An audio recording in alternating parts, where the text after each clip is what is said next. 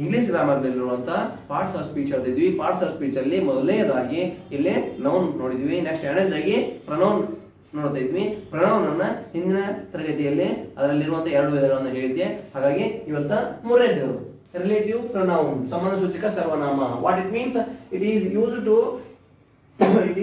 joins 2 words or sentence called as the relative pronoun. It means it has to be majorly activity. Which is that one? Joining activity. It may be words or it may be sentence.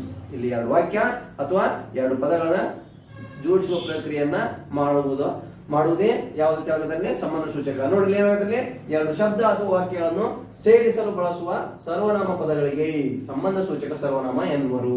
It means it has to be a major intensity to join 2 sentences when it has to be necessary. ಯಾವಾಗ ಅವಶ್ಯಕತೆಗೆ ಸಂಬಂಧಿಸಿದಂಗ ಆ ವಾಕ್ಯಕ್ಕೆ ಅರ್ಥಪೂರ್ಣವಾಗಿ ತಿಳಿಯುವಂಗ ಮಾಡುವಾಗ ಅವಾಗ ಇದನ್ನ ಬಳಕೆ ಆಗ್ತೈತಿ. Okay, what are the major relative pronouns in English? Okay, which are those? Just you have to be observe examples, then you can get more information about that relative pronouns. Okay, first one, which is that one?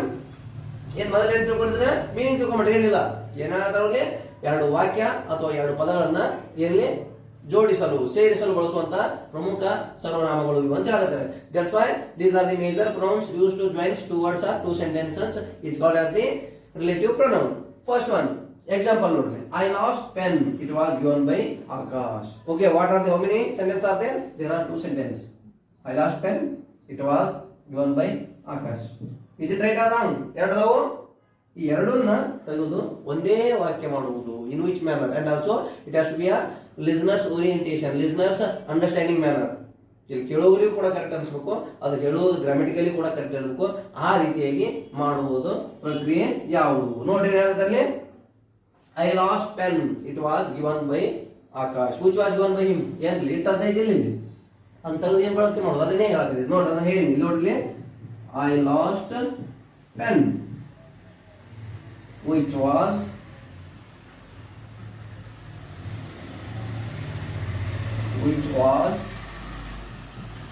given by Akash. This is the major right answer. ಇಲ್ಲೇನು ಬರೀಬೇಕು, relative pronoun ಅಂತಂದ್ರೆ ನೋಡ್ರಿ, ಇನ್ place of it ಅಂದ್ರೆ ಯಾವ್ದು ಇದೆ pen.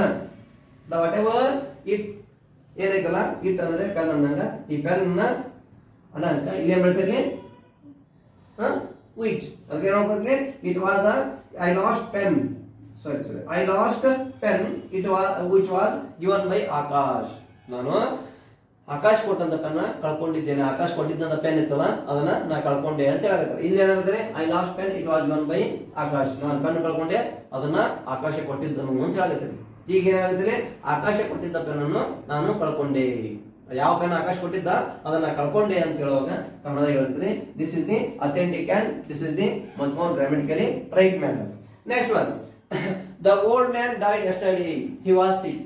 ಏನಾಗುತ್ತೆ, ಒಬ್ಬ ವೃದ್ಧ ವ್ಯಕ್ತಿ ಮನುಷ್ಯ ಏನಾದ್ರೆ ಹಿಂದಿನ ದಿನ ನಿನ್ನೆ ಏನಾದ ಮೃತರಾದರು ಅಂತ ಹೇಳಾಕತ್ತಾರೆ. He was sick because of he was sick. ಅವರು ಅನಾರೋಗ್ಯದಿಂದ ಬಳಲ್ತಿದ್ರು ಅಂತ ಹೇಳಾಕತ್ತಾರೆ. ಯಾರು? ಈ ಅಂದ್ರೆ ನಾವೇ. ಅದನ್ನ ಯಾವ ರೀತಿ ಹೇಳ್ಬೋದು? In which manner we are try to convert this one. Second one, the old man died yesterday. ಯಾವ ರೀತಿ ಬರೀಬಹುದು ಅದನ್ನ ನೋಡಿ. The old man died yesterday. ಹಿಂದಿನ the old man died yesterday who was sick. ಏನ್ ಬಂದ್ರಿಲ್ಲಿ, ಏನ್ ತೆಗೆದಿರ್ಲಿ, ಹೀ ತೆಗೆದನ್ನ ನೆಕ್ಸ್ಟ್ ಯಾವ್ದು ಬಳಕೆ ಮಾಡಿದ್ವಿ, ಹೂ ಅದು ಬಳಕೆ ಮಾಡಿದ್ವಿ. This is the grammatically right manner relative pronoun. The old man died yesterday who was sick ಅಂದ್ರ ಯಾರು ನಿನ್ನೆ ಅಥವಾ ಆದ್ರೂ ಆ ವ್ಯಕ್ತಿ ಅನಾರೋಗ್ಯದಿಂದ ಬಳಲ್ತಿದ್ದ. ಇದು ನೋಡಿ ಕರೆಕ್ಟ್ ಅನ್ಸುತ್ತಾನ. The old man died yesterday he was sick. ನಿನ್ನೆ ಒಬ್ಬ ವಯಸ್ಸಾದ ವ್ಯಕ್ತಿ ಏನಾದ್ರು ಡೆತ್ ಆದರು, ಏನಾದ್ರೆ ಮೃತರಾದರು, ಅವನು ಅನಾರೋಗ್ಯದಿಂದ ಬಳಲುತ್ತಿದ್ದನು ಅಂತ 2 ಸೆಂಟೆನ್ಸ್ ಇರ್ತವೆ. ಬಟ್ 2 ಸೆಂಟೆನ್ಸ್ ಆಗಲ್ಲ. The old man died yesterday who was sick. ನಿನ್ನೆ ಮೃತನಾದಂತ ವ್ಯಕ್ತಿ ಅವನು ಅನಾರೋಗ್ಯದಿಂದ ಬಳಲುತ್ತಿದ್ದ. It means it has to be a major listeners orientation and grammatically right manner. That's why this is the major right authentic way. Next one, Ramesh hates Ramya, I like her. ಏನಾಗುತ್ತೆ, Ramesh hates Ramya. Ramesh ಏನ್ ಮಾಡಿದ್ಲಿ, ರಮ್ಯಾಳನ್ನ ದ್ವೇಷಿಸಿದ. ಆದ್ರ I like ಹರ್, ನಾನು ಅವಳನ್ನ ದ್ವೇಷಿಸಲಿಲ್ಲ ಅಂತ ಹೇಳಿದ್ದಾರೆ. ಅದಕ್ಕೆ ಅವ್ರು ಅವನ್ನ ಯಾವ ರೀತಿ ಬರೀತೀರಿ ನೋಡ್ರಿ, ಯಾವ ರೀತಿ ಬರೀಬೇಕಿದ್ರ ರಿಲೇಟಿವ್ ಪ್ರೊನೌನ್ ಯಾವ ರೀತಿ ಬರೀಬೇಕ್ಲಿ, ರಮೇಶ್ ಹೇಟ್ಸ್ ರಮ್ಯಾ ಅಂತ ಐತಿ. ಅದು ಮುಂದೆ ಬರಬೇಕು ಐ ಲೈಕ್ ಹರ್ ಅಂತ ಐತಿ. Ramesh hates Ramya, I like Har. Ramesh hates Ramya whom I like. I like. ನಾನು ಯಾರನ್ನ ಇಷ್ಟಪಟ್ಟಿದ್ದೆ, ಯಾರನ್ನ ಪ್ರೀತಿಸ್ತಿದ್ಯಾ, ಯಾರನ್ನ ಗೌರವದಿಂದ ನೋಡ್ತಿದ್ಯಾ, ಅವ್ರನ್ನ ಯಾರು ದ್ವೇಷಿಸಿದ್ರಂತ ರಮೇಶ. ಇಲ್ಲಿ ನೋಡ್ರಿ ಎರಡು ಸೆಂಟೆನ್ಸ್ ಬೇರೆ ಅದಾವ ಇದ್ರಾಗ. Ramesh hates Ramya I like her. Ramesh ಅವರನ್ನ ದ್ವೇಷಿಸುತ್ತಾನೆ, ನಾನು ಅವಳನ್ನ ಇಷ್ಟಪಡ್ತಿದ್ದೆ. ಅಂದ್ರೆ ಅಷ್ಟೊಂದು ಅವನ ತನ ನನ್ನ ದ್ವೇಷ ಇದ್ದಿದ್ದಿಲ್ಲ ಅಂತ ಹೇಳಕತ್ತಾರ ಅವರು. ಅದನ್ನ ಯಾವ ರೀತಿ ಮಾಡಬೇಕು, ಇಟ್ ಮೀನ್ಸ್ ರಿಲೇಟಿವ್ ಪ್ರೊನೌನ್ ಆಗಿ ಏನಾಗುತ್ತೆ, Ramesh hates Ramya hmm I like. ನಾನು ಯಾರನ್ನು ಗೌರವಿಸಿದ್ನೋ, ಯಾರನ್ನು ಪ್ರೀತಿಯಿಂದ ನೋಡ್ತಿದ್ನೋ ಅವ್ರನ್ನ ಯಾರು ರಮೇಶ ದ್ವೇಷಿಸುತ್ತಿದ್ದ ಅಂತ ಹೇಳಕತ್ತಾರೆ. This is the major relative pronoun manner. Next one, nature helps man, he tries to destroy. ಏನಂತ ಹೇಳ್ತಾರೆ, ನಿಸರ್ಗ ನೇಚರ್ ಹೆಲ್ಪ್ಸ್ ಮ್ಯಾನ್. ನಿಸರ್ಗ ಅನ್ನೋದು ಮಾನವನಿಗೆ ಸಹಕಾರಿಯಾಗಿತ್ತು. ಆ ಮಾನವ ಏನ್ ಮಾಡ್ತಿದ್ದಂತ ಟ್ರೈಸ್ ಟು ಡಿಸ್ಟ್ರಾಯ್ ಅಂದ್ರೆ ಮಾನವ ಹಾಳು ಮಾಡ್ತಿದ್ದ ಅಂತ ಹೇಳಕತ್ತಾರೆ. ಅದನ್ನ ಯಾವ ರೀತಿ ಬರೀಬೇಕು, it means in relative manner, relative pronoun manner. ನೋಡ್ರಿ ಹೇಳಕತ್ತಲ್ಲಿ nature helps man, nature helps man. ನಿಸರ್ಗ ಏನ್ಲಿ ಮನುಷ್ಯರಿಗೆ ಸಹಾಯ ಮಾಡ್ತಿದ್ದು, ಮಾನವನಿಗೆ ಸಹಾಯ ಮಾಡ್ತಿತ್ತು ಅಂತ ಹೇಳಕತ್ತಾರೆ. ನೇಚರ್ ಹೆಲ್ಪ್ಸ್ ಮ್ಯಾನ್ ಏನಂತ ಅಂದ್ರೆ ಹೇಳೋದ್ರಿಂದ nature helps man, he tries to destroy. Who tries to destroy. ಅಲ್ಲೇ ಏನ್ ಬರೋಕ್ಲೆ, who tries to destroy. Nature helps man who tries to destroy. ಯಾರು ಪರಿಸರವನ್ನು ಹಾಳು ಮಾಡ್ತಿದ್ರು ಅದನ್ನ ಅವರು ನೇಚರ್ ಅವ್ರನ್ನ ಗೌರವಿಸ್ತಿತ್ತು ಅಂತ ಹೇಳಿದ್ರೆ ಏನಾಗುತ್ತೆ, ಏನು ಪರಿಸರ ಅನ್ನೋದು ಮಾನವನಿಗೆ ಸಹಾಯ ಮಾಡ್ತಿತ್ತು. ಅದು ಯಾರು ಹಾಳು ಮಾಡ್ತಿದ್ರು, ಅದನ್ನ ಯಾರು ಹಾಳು ಮಾಡ್ತಿದ್ರು ಅವರಿಗೆ ಪರಿಸರ ಸಹಾಯ ಮಾಡಕತ್ತೈತಿ ಅಂತ ಹೇಳಕತ್ತಾರ. This is the major authentic way. ಯಾವ್ದ್ರಿ, ಹೂ ಅಂತ ಬರಬೇಕಿಲ್ಲ. In place of he they are getted to be use who. ನೋಡ್ಲಿ ಹೇಳಕತ್ತಲ್ಲಿ in place of it, that is which one is use which, and in place of he who, and in place of her whom, and in place of he who. ಅಂದ್ರೆ ಇಲ್ಲಿ ಕೆಲವಷ್ಟು ಪ್ರಮುಖವಾದಂತ ಎರಡು ವಾಕ್ಯಗಳಾಗಿರ್ಬೋದು ಅಥವಾ ಎರಡು sentence ಆಗಿರ್ಬೋದು, ಅವನ್ನ ಜೋಡಣೆ ಮಾಡಿ ಅರ್ಥಕಲ್ಪಿತವಾಗಿ ಕಲ್ಪಿಸಿಕೊಡ್ಬೇಕಾಗಿತ್ತು ಅಂತಂದ್ರೆ relative pronoun as much more interesting and much more useful. That's why you have to be writing ಅಥವಾ ಕ್ರಿಯಾಶಾಡ್ಬೇಕು.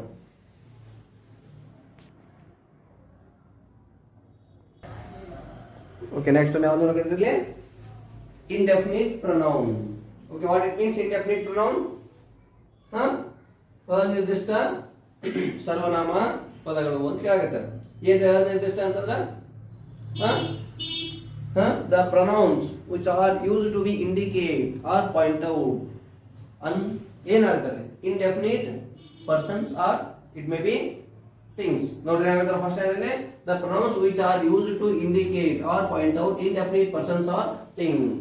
It means what it means, we don't have proper authentic identification. ಇಲ್ಲಿ ಗುರುತಿಸುವಿಕೆ ನಿರ್ದಿಷ್ಟವಾಗಿ ಇಲ್ಲ ಅಂತ ಹೇಳಿದ್ರೆ ಅನಿರ್ದಿಷ್ಟ ಅಂತ ಹೇಳಿದ್ರೆ ಅವ್ರಿಗೆ ಅವನ್ನ ಯಾವ ಕೇಳ್ತಾರೆ, ಇಂಡೆಫಿನಿಟ್ ಪ್ರೊನೌನ್ ಅಂತ ಹೇಳ್ತಾರೆ. ನೋಡ್ರಿ ಅದಕ್ಕೆ ಕನ್ನಡದಾಗ ಏನಂತೇಳಿ, ಈ ಸರ್ವನಾಮಗಳು ಅನಿರ್ದಿಷ್ಟ ವಸ್ತು ಅಥವಾ ವ್ಯಕ್ತಿಗಳನ್ನು ಗುರುತಿಸಲು ಅಥವಾ ಸೂಚಿಸಲು ಬಳಸುತ್ತಾರೆ. Okay, we are trying to find out proper pronouns here, but there is no proper identification. It means it has to be a majorly uncertainty. ಅಂದ್ರೆ ಇದೇ ಪ್ರಮುಖವಾಗಿ ಅಂತಂದ್ರೆ ಹೇಳಕ್ಕಾಗಲ್ಲ. That's why they are mentioned the pronouns which are used to be indicate or point out indefinite persons or things. ಕೆಲವಷ್ಟು ವಸ್ತುಗಳನ್ನ ವ್ಯಕ್ತಿಗಳನ್ನ ಗುರುತಿಸಬೇಕಾಗಿತ್ತು ಅಂತಂದ್ರ ಇಲ್ಲಿ ನಿರ್ದಿಷ್ಟವಾಗಿ ಹೇಳಕ್ ಸಾಧ್ಯ ಇಲ್ಲ. ಅನಿರ್ದಿಷ್ಟ ಅನ್ಸರ್ಟನಿಟಿ ಮೀನ್ಸ್ ಇನ್ ಅನ್ಅಡಕ್ವೇಟ್ ಅಂದ್ರೆ ಇಲ್ಲಿ ನಿರ್ದಿಷ್ಟವಾಗಿ ಹೇಳಕ್ಕಾಗಲ್ಲ. ಅದಕ್ಕೆ ಅವ್ರಲ್ಲಿ ಅನಿರ್ದಿಷ್ಟ ಅಂತ ಮೆನ್ಷನ್ ಮಾಡ್ತಾರೆ. Just you have to be observe. ಅನಿರ್ದಿಷ್ಟ, we don't have proper accuracy. ಇವರೇ ಇದೆ ಅಂತ ಹೇಳಕ್ಕಾಗಲ್ಲ. ಆದ್ರೂ ಕೂಡ ಇಲ್ಲಿ ಅನಿರ್ದಿಷ್ಟ ಸರ್ವನಾಮಗಳನ್ನ ಒಂದು ಕರೆಯೋದ್ರ ಮುಖಾಂತರ ಕೆಲವಷ್ಟು ಉದಾಹರಣೆಗಳನ್ನು ನೋಡ್ರಿ. ಏನ್ ಹೇಳ್ತಾರೆ ಅನಿರ್ದಿಷ್ಟ ಸರ್ವನಾಮಗಳು ಯಾವ್ದು ಇದರಲ್ಲಿ? Nobody was there to welcome. It means ನಮ್ಮಲ್ಲಿ ಕರ್ಕೊಳಕ ಯಾರು ಕರೆಯಕ ಸ್ವಾಗತ ಮಾಡಕ ಯಾರು ಇದ್ದಿದ್ದಿಲ್ಲ ಅಂತ ಹೇಳಕತ್ತಾರೆ. ನಮ್ಮನ್ನು ಸ್ವಾಗತಿಸಲು ಅಲ್ಲಿ ಯಾರು ಇದ್ದಿದ್ದಿಲ್ಲ ಅಂತ ಹೇಳಕತ್ತಾರೆ. ಅಲ್ಲಿ ಯಾರು ಇದ್ದಿದ್ದಿಲ್ಲ ಅಂತ ಹೇಳಕ ಏನಾಗತ್ತಲ್ಲಿ ಯಾರಾದ್ರೂ ಇವರೇ ಅವರೇ ಅಂತ ಏನಾದ್ರು ಮೆನ್ಷನ್ ಆಯ್ತಿರ್ಲಿ? ಇವರೇ ಇದ್ದಿದ್ದಿಲ್ಲ ಅವರೇ ಇದ್ದಿದ್ದಿಲ್ಲ ಅಂತಂದು did they mention anything? It means nobody was there to welcome. That's why they are mentioned, used to be indicate or point out in indefinite persons or things. ಅದಕ್ಕೆ ನಾವು ಏನು ಬಳಸಿರಲಿಲ್ಲ? Indefinite persons or things it has to be used. That's why they are mentioned. Which is that one indefinite pronoun ಇದರಲ್ಲಿ? Indefinite pronoun nobody. Second one ಅಲ್ಲಿ everyone eat banana. ಏನಂತ ಹೇಳಕತ್ತಲ್ಲಿ? ಪ್ರತಿಯೊಬ್ಬರು ಏನು ತಿಂತಾರತ್ಲೆ? ಬಾಳೆಹಣ್ಣನ್ನು ತಿನ್ನುತ್ತಾರೆ ಅಂತ ಹೇಳಕತ್ತಾರೆ. But they didn't mention he or she. But ಈ ಒಂದು they didn't mention whoever name. ಯಾವ ವ್ಯಕ್ತಿ ಹೆಸರು ಇಲ್ಲ, ಏನೂ ಇಲ್ಲ. ಅದರ ಏನಾಗತ್ತಲ್ಲಿ? ಎವ್ರಿವನ್ ಪ್ರತಿಯೊಬ್ಬರು ಏನು ತಿನ್ನಂತಲ್ಲಿ? ಈಟ್ ಬನಾನಾ, ಪ್ರತಿಯೊಬ್ಬರು ತಿಂತಾರ ಅಂತ ಹೇಳಕತ್ತಾರೆ. ಆದ್ರೆ ಇವರೇ ಅವರೇ ಅಂತಂದು ಅಕ್ಯುರೇಸಿ ಇಲ್ಲ. That's why we are mention it indefinite. ಯಾವುದರಲ್ಲಿ? Everyone is the indefinite pronoun. Next one, somebody had broken the windows. ಏನಾಗುತ್ತೆ? somebody had broken the window. ಕೆಲವೊಬ್ರು ಏನ್ ಮಾಡಿದ್ರು ಅಂತಲ್ಲಿ ಕಿಟಕಿಗಳನ್ನ ಮುರಿದ್ರು ಅಂತ ಹೇಳಕತ್ತಾರೆ. ಆ ಕಿಟಕಿಗಳನ್ನ ಮುರಿಯುವಿಕೆಯಲ್ಲಿ ಇಲ್ಲಿ ನಿರ್ದಿಷ್ಟತೆ ಇಲ್ಲ. That's why it has to be uncertainty. ನಿರ್ದಿಷ್ಟ ಅಂತ ಐತಿ. ಅದಕ್ಕೆ ಅವ್ರು ಏನಾಗುತ್ತೆ ನೋಡ್ಲಿ, ಕೆಲವೊಬ್ರು ಕಿಟಕಿಗಳನ್ನು ಮುರಿದಿದ್ದರು ಆದ್ರ ಇವ್ರೆ ಅಂತ ಹೇಳಕತ್ತಲ್ಲ. ಇದೇ ಯಾವ ಟೆನ್ಸ್ ಆಗಿದ್ರು? ಪಾಸ್ಟ್ ಪರ್ಫೆಕ್ಟ್ ಟೆನ್ಸ್ ಐತಿ. ಮುರಿದಿದ್ದರು ಆದ್ರೆ ಇವ್ರ ಅಂತ ಹೇಳಕ್ಕಾಗಲ್ಲ. ಅದಕ್ಕೆ ಇಲ್ಲಿ ಯಾವ್ದು ಆನ್ಸರ್ ಯಾವ್ದು? ಇಲ್ಲಿ indication indefinite pronoun somebody. Next one, someone likes rose. ಏನ್ ಮಾಡ್ತಾರೆ? ಕೆಲವು ಜನ ಗುಲಾಬಿಯನ್ನ ಇಷ್ಟಪಡ್ತಾರ ಅಂತ ಹೇಳಕತ್ತಾರೆ. ಹೂಗಳನ್ನ ಇಷ್ಟಪಡ್ತಾರ. someone it means didn't mention accuracy. ಇವರೇ ಅವರೇ ಅಂತ ಇಲ್ಲಿನೂ ಕೂಡ ಇಲ್ಲ. someone ಏನೈತಲ್ಲ ಇದು indefinite pronoun. Next one, every day he go to school. ಪ್ರತಿದಿನ ಅವರು ಶಾಲೆಗೆ ಹೋಗ್ತಾರ. ಅದನ್ನ ಇದೇ ದಿನ ಹೋಗ್ಯಾರ, ಅದೇ ದಿನ ಹೋಗ್ಯಾರ, ಅದೇ ದಿನ ಹೋಗಿಲ್ಲ ಅಂತ ಮೆನ್ಷನ್ ಇಲ್ಲ. Every day it has to be called as the indefinite pronoun. Next one, no one doesn't know what will happen. Okay, something is going on wrong or it may be right, but didn't mention anything. That's why no one doesn't know what will happen. ಏನಾಗಬಹುದು ಎಂದು ಯಾರಿಗೂ ತಿಳಿದಿಲ್ಲ. ಏನಾಗುವುದು ಐತೆ ಅನ್ನೋದು, ಯಾರಿಗೂ ಮುಂದೆ ಏನಾಗೈತೆ ಅನ್ನೋದು ಯಾರಿಗೂ ಗೊತ್ತಿಲ್ಲ. ಹಾಗಾಗಿ ಇಲ್ಲಿ ಯಾವ್ದಾದ್ರೆ ನೋ ಒನ್, ಯಾರೊಬ್ಬರಿಗೂ ಗೊತ್ತಿಲ್ಲ ಅಂದ್ರೆ ಯಾರೊಬ್ಬರಿಗೂ ತಿಳಿದಿಲ್ಲ ಏನಾಗಬಹುದು ಅಂತಂದು. ಏನಾಗದಿಲ್ಲ ಯಾರೊಬ್ಬರಿಗೂ ಗೊತ್ತಿಲ್ಲ. ಆದ್ರೆ ಇದು ಇವ್ರಿಗೆ ಗೊತ್ತಿಲ್ಲ ಅವ್ರಿಗೆ ಗೊತ್ತಿಲ್ಲ ಅಂತ ಮೆನ್ಷನ್ ಇಲ್ಲ. ಹಂಗಾಗಿ ಇದು ಕೂಡ ಇಂಡೆಫಿನಿಟ್ ಪ್ರೊನೌನ್. ಓಕೆ, ಇಲ್ಲಿ ಮೊದಲೇ ಅಂತ ಬರ್ಲಿ, the identification is indefinite. Identification is inaccuracy. ಇಲ್ಲಿ ಗುರುತಿಸುವಿಕೆ ನಿರ್ದಿಷ್ಟವಾಗಿ ಇರುವುದಿಲ್ಲ. ಇಲ್ಲಿ ಗುರುತಿಸುವಿಕೆ ನಿರ್ದಿಷ್ಟವಾಗಿತ್ತಂತಂದ್ರ ಇದನ್ನ ನಾವು ನೆಕ್ಸ್ಟ್ ಏನಂತ ಕೇಳ್ತಿದ್ವಿ? ಇದನ್ನ ಡೆಫಿನೆಟ್ ಅಂತ ಕರಿಬಹುದಾಗಿತ್ತು. ಇಲ್ಲಿ ಇಂಡಿಕೇಶನ್ ಈಸ್ ಇಂಡೆಫಿನಿಟ್. ಇಂಡಿಕೇಶನ್ ಗುರುತಿಸುವುದು ಕರೆಕ್ಟ್ ಅಕ್ಯುರೇಸಿ ಆಗಿ ಇಲ್ಲ. ಅದಕ್ಕೆ ನೋಬಡಿ ಅಂತ ಹೇಳ್ತಾರೆ. ನೆಕ್ಸ್ಟ್ ಇಲ್ಲಿ ಎವ್ರಿವನ್ ಅಂತ ಹೇಳ್ತಾರೆ. Somebody, someone, every day, no one.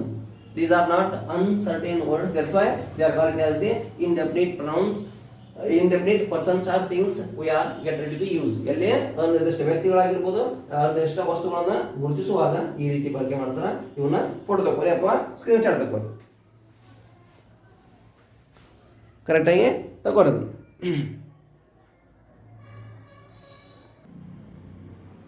Okay, next I have to be discussed with that one. Fifth one, demonstrative pronoun.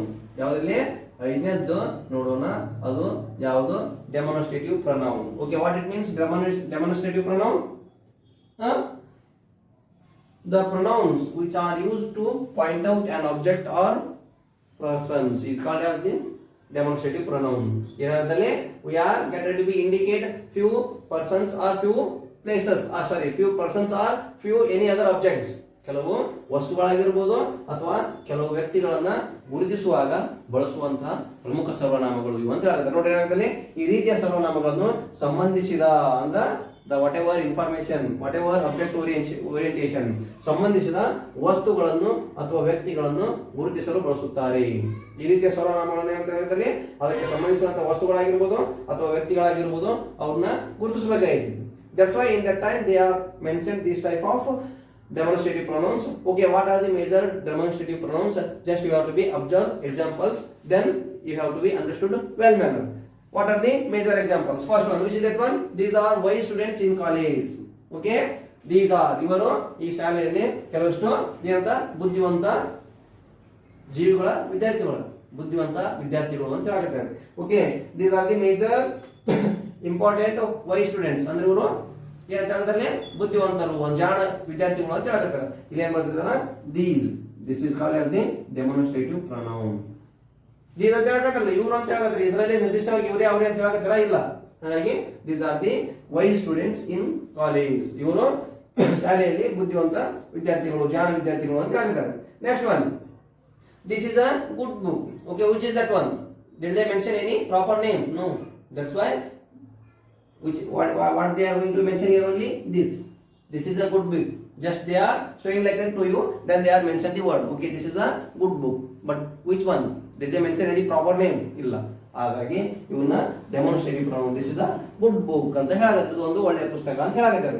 Next one, that is an ancient temple.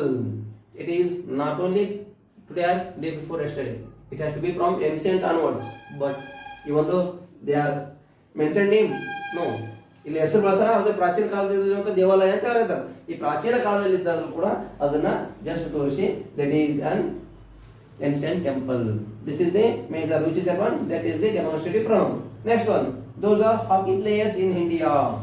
Okay, they are players in India. That's why they are showing like that. They are going to be given information. Those are hockey players in India. ಅವರು ನಮ್ಮ ಭಾರತದಲ್ಲಿ ಏನಾಗುತ್ತೆ ಹಾಕಿ ಆಟಗಾರರು ಅಂತ ಹೇಳ್ತಾರೆ. ಇಲ್ಲಿ ಏನ್ ಬಳಸಿರ್ಲಿ, ದೋಸ್ ಅಂತ ಬಳಸ್ಯಾರ. ಇದು demonstrative pronoun.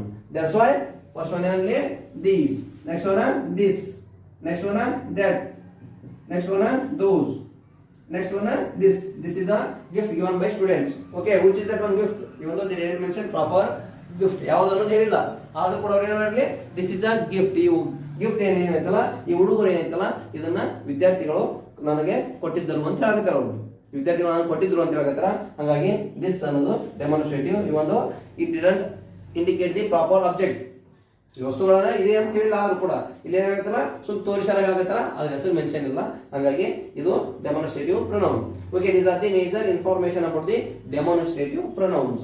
But you can observe properly what are the major difference, what are the major kinds. It means just for the when you are trying to read it much more effectively, then you can understood much more in English translation, or maybe English vocabulary, reading newspaper. ನೀವು news paper ಓದಾಗ ಆಗಿರ್ಬೋದು, ಅಥವಾ ನೀವು ಯಾವುದೇ ರೀತಿಯಾದಂಥ English ಬುಕ್ಗಳನ್ನು ಓದಾಗ ಆಗಿರ್ಬೋದು, ಇವು ಬಗ್ಗೆ ಕರೆಕ್ಟಾಗಿ ತಿಳಿಬೇಕಾಯ್ತಂತಂದ್ರೆ ಈ ಎಲ್ಲ ವ್ಯಾಕರಣದ ಅಂಶಗಳು ಪ್ರಮುಖವಾಗಿ ಅವಶ್ಯಕ. What are the major English grammar? These are the authentic and necessary.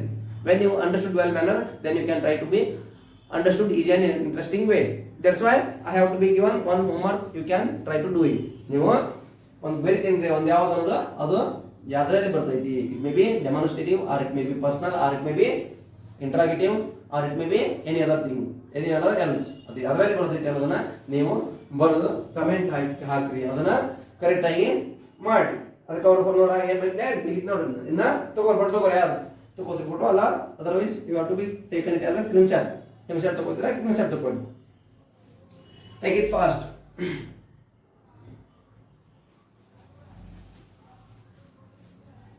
ಆಯ್ತ್ರಿ? ಓಕೆ, ನೆಕ್ಸ್ಟ್ ಅಲ್ಲಿ ಬರಿತೀನಿ, ಅದನ್ನ ನೀವೇ ಮಾಡಿ. ತೆಗಿಲಿ ಅದನ್ನ. Can I rub it? Already rub it. Don't worry.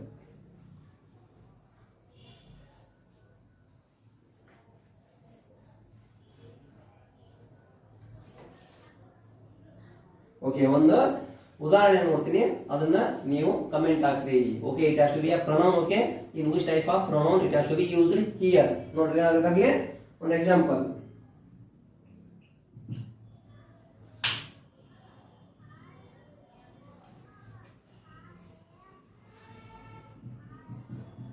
We are learning English.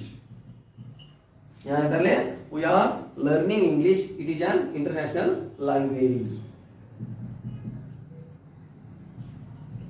It is an international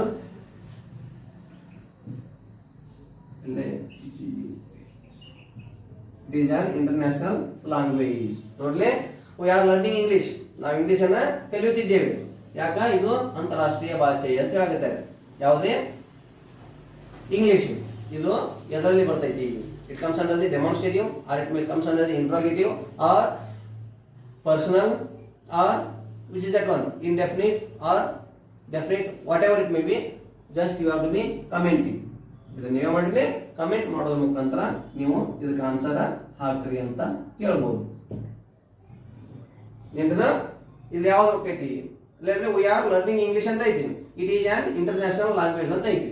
ಇದು ಯಾವ ರೀತಿಯಾದಂತಹ ವಿಧಗಳು ಕೈಂಡ್ಸ್ ಆಫ್ ಪ್ರೊನೌನ್ಸಿಯೇಷನ್ ಇಲ್ಲ, ಆ ಅದರಲ್ಲಿ ಯಾವ ರೀತಿಯಾದಂತಹ ಪ್ರೊನೌನ್, ನೆಕ್ಸ್ಟ್ ಅದನ್ನ just you have to be write it, ಅದನ್ನ ಕರೆಕ್ಟ್ ಆಗಿ ಬರೆದು ಅದನ್ನ ಕಮೆಂಟ್ ಹಾಕಿ.